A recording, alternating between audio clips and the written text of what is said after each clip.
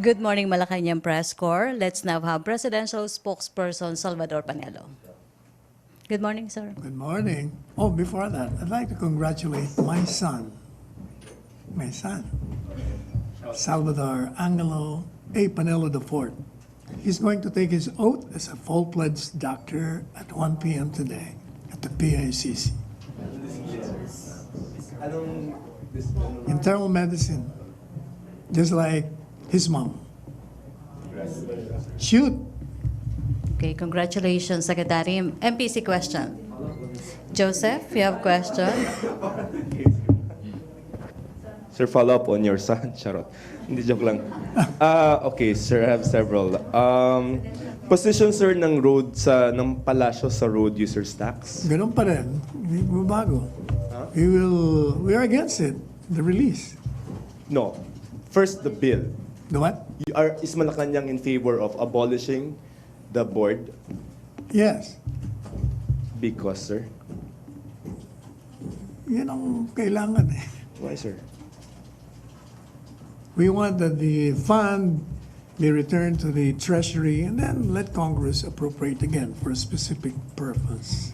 All right. So right now, sir, I think the Senate has adopted the House bill, no? And I think Senator said that it should be just transmitted to the President for signing. So we're saying now that once transmitted, the President will sign the bill abolishing the road board. Yes, that has been the position. How soon are we going to do this, sir? As soon as it is given to him. Okay, yun muna for my part, sir. Okay, Ina, sir? Follow up on your mic daw po. Thank you. Sir, I'd like to get your reaction.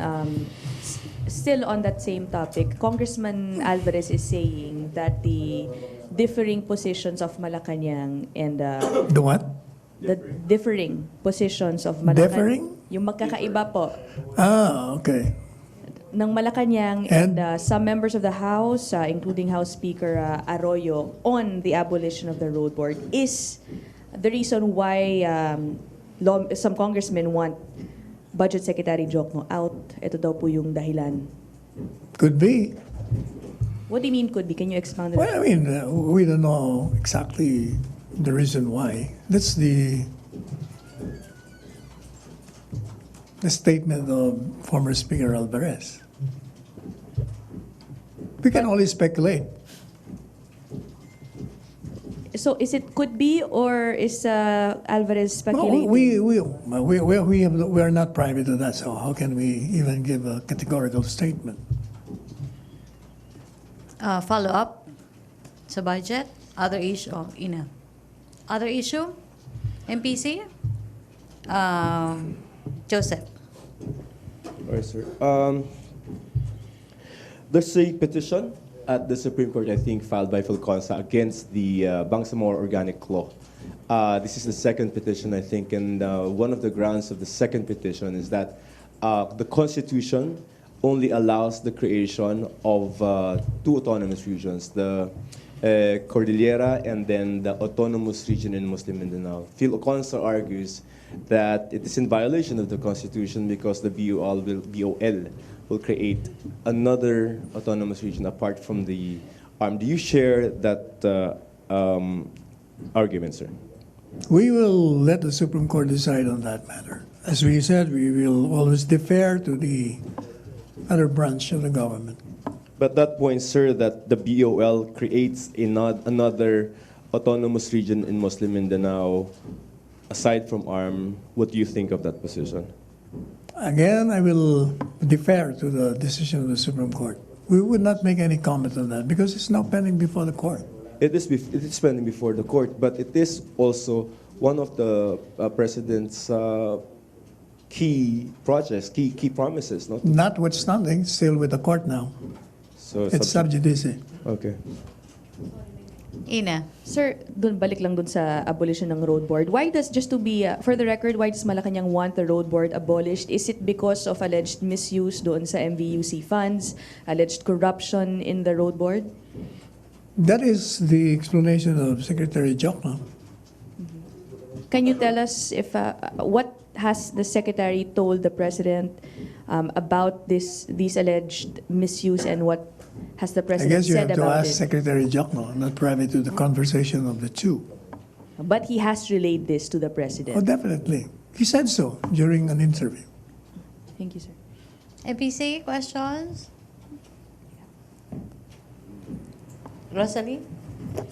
Sir, yung statement niyo po sa isang interview na diversionary tactics ng ilang mambabatas yung ginagawa against Jokno, yung nagbabato ng allegations para, can you further? Yes, I was just following the line of Secretary Jokno. According to him, this started because Senator Lacson exposed certain amendments or insertions. And because the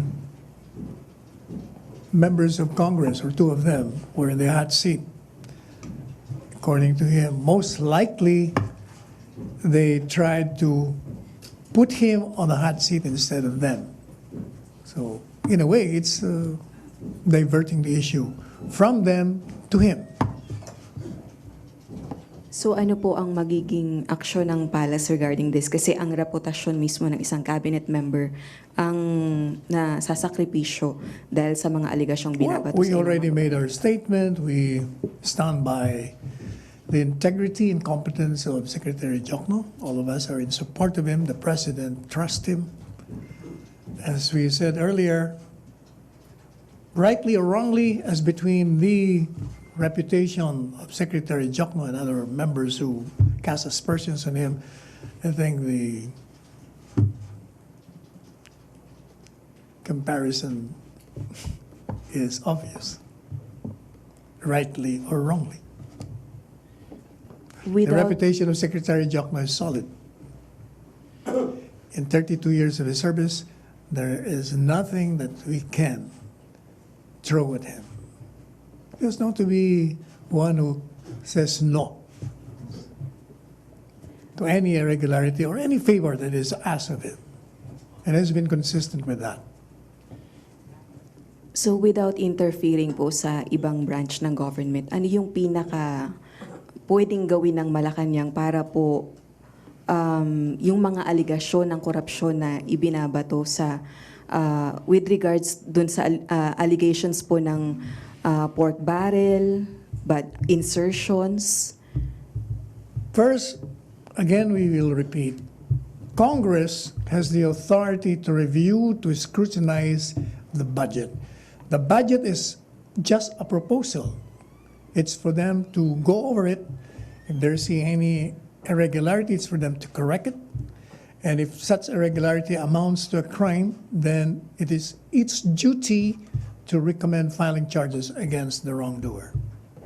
Sir, itong dispute between Secretary Jokno and some congressmen, do you think this is enough reason para magkaroon ng constitutional crisis? I don't think so. There is no constitutional crisis. Why, sir? It's a question of how you treat a fellow worker. We're not questioning the authority to question Mr. Jokno. What we were complaining against is the manner by which the question hour was conducted. He was mocked in that question hour. MPC. Christine.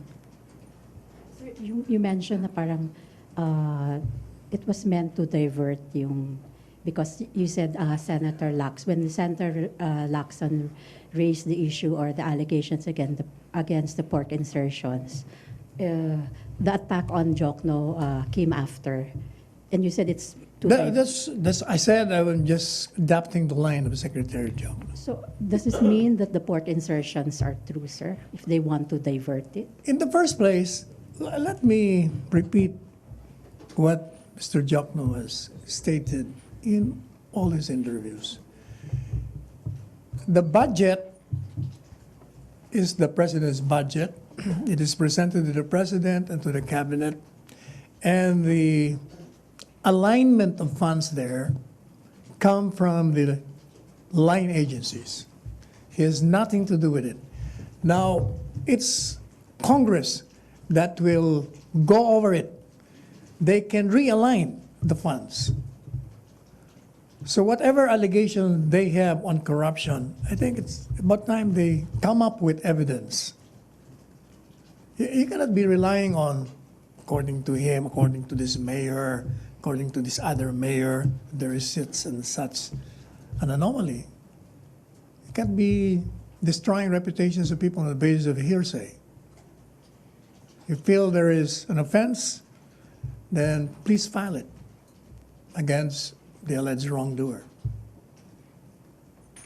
But sir, you agree that it was a diversion, sir, yung the issue on the port insertion, sir. Yes, I'm towing the line of Secretary Jong. It's more believable.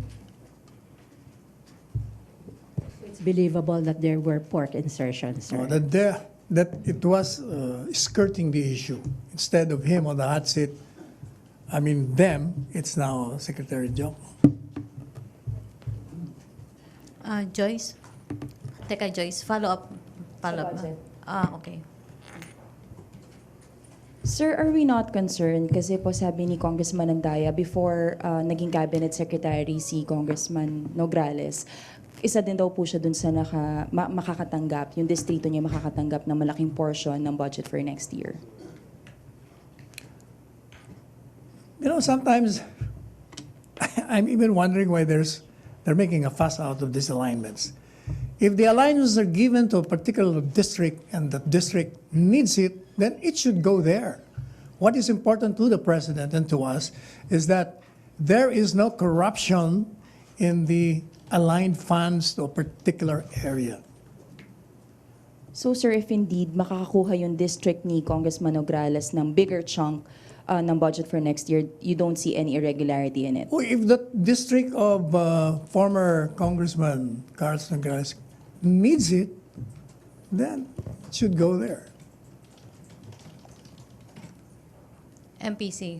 Joseph, still on budget?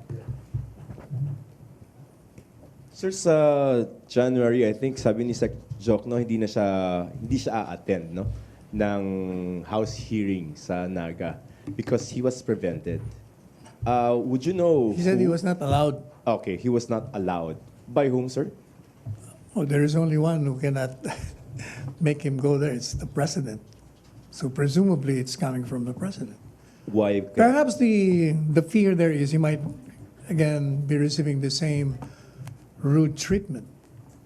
And according to him, if the only question is, do I know these people that they're claiming that I know, like the contractor, he said, I don't know them, so I'll just execute an affidavit. All right. Sir, during the time of President Arroyo, they used EO 464, no? What's the basis now of the Duterte administration for preventing Sec Jokno from appearing in a congressional hearing? The base would be the rude treatment that he has received. And another reason is that if you will be submitting questions to the resource person, and you'll not be asking them, so what's the use of going there? Okay, po, thank you. But as a courtesy, we will always respond to any invitation. All we ask is, please give us the courtesy as we give the same to you. So parang send questions na lang, affidavit form. Okay, thank you. Okay, MPC, may follow-up? Still on budget? Other issue? Joseph, other issue? Sir,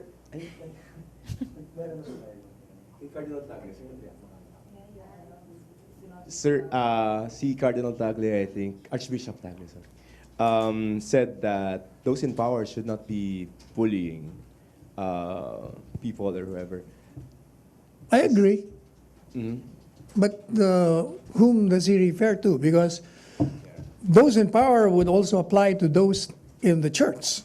If you use the pulpit for bullying people, then it's the same. If the message is in a generic or general term, then I agree. You cannot be using power to bully or to coerce people. The president is against that too. Does the president, or do you think the president feels alluded to by that comment, sir? No, Because because he doesn't bully people. what does he do, sir? He expresses his sentiment on a particular matter, situation. He expresses dislike, and he explains it. He threatens criminals, yes, to make them feel threatened and stop doing their criminal acts.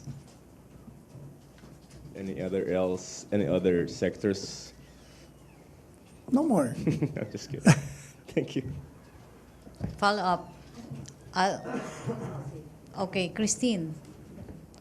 Sir, you said Secretary Jokno was not allowed by the president. Was what? Was not allowed by the president to attend. Presumably, I said, because that is what he said. So during the time of President Arroyo, the cabinet invoked executive privilege. Is this the same thing, sir? If it concerns privileged communication, we will be invoking that. If it is not, it would be the apprehension that he will be treated rudely there. But I think the parties have learned their lesson. I don't think it will be repeated again. Members of Congress are honorable enough to know if they go overboard or not. Could be in their exuberance, they have forgotten the demands of ethical refinements.